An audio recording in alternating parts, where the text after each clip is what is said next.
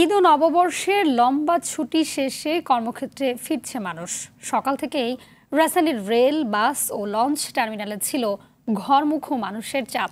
Kamalapur train স্টেশনে ট্রেনের ছাদে করে অনেককে ফিরতে দেখা যায়। তবে সড়ক ও নৌপথে ফিরতি যাত্রা ছিল স্বস্তির। সাকিবুর রহমানের রিপোর্ট।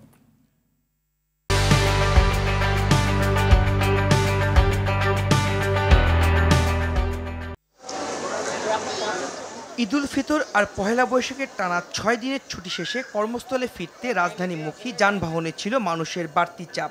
সকালে দিনাজপুর থেকে পার্বতীপুর এক্সপ্রেস যাত্রী বোঝাই হয়ে কমলাপুর স্টেশনে পৌঁছায়। কাজে যোগ দিতে অনেকেই জীবনের ঝুঁকি নিয়ে ট্রেনের ছাদে ভ্রমণ করেন। টিকিট কাটার পরেও অতিরিক্ত যাত্রী চাপে কাউকে ঝুঁকি নিয়ে ফিরতে হয়েছে। ঢোকার সুযোগই পাইনি। টিকিট তো আছে, এখন ভিতরে ঢুকতে পারি না, কি করবো? যে ভিতরে ঢুকায় যায় না, কি করবো? লাস্টে সাথে সাথে তো উপায় নেই, মহিলা মানুষ ছিল, সবাই চলছে। তবে এবারের ট্রেন যাত্রা নিয়ে স্বস্তি ছিল বেশিরভাগের। কর্তৃপক্ষ জানায় ঈদ যাত্রায় বড় শিডিউল বিপর্যয় ঘটেনি।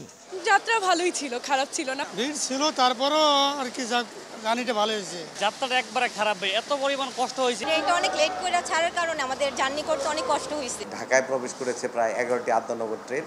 এর মধ্যে শুধুমাত্র ভুরিমারি বেঁধে রেখে প্রায় সব ট্রেনই আপনার শিডিউল অনুযায়ী চলাচল করছে। সড়ক পথে যারা রাজধানীতে ফিরেছেন তাদের চোখে মুখে ছিল প্রশান্তির ছোঁয়া।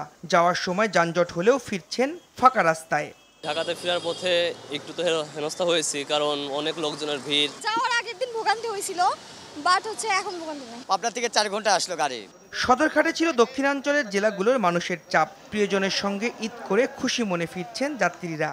অনেক ভালো কাটছে, ঈদের ছুটিতে বাবা মার সাথে ঈদ করছি। ভোগান্তি ঠিক বলবো না, কিন্তু যথেষ্ট লোকের চাপ আছে আর কি। এদিকে অতিরিক্ত যাত্রী চাপের ভোগান্তি এড়াতে অনেকেই ঈদের ছুটি শেষে রাজধানী ছাড়তে দেখা যায়। এখন যাচ্ছি রিল্যাক্সে, পুরো ট্রেন ফাঁকাই মোটামুটি। সাকিবুর রহমান, RTV, ঢাকা।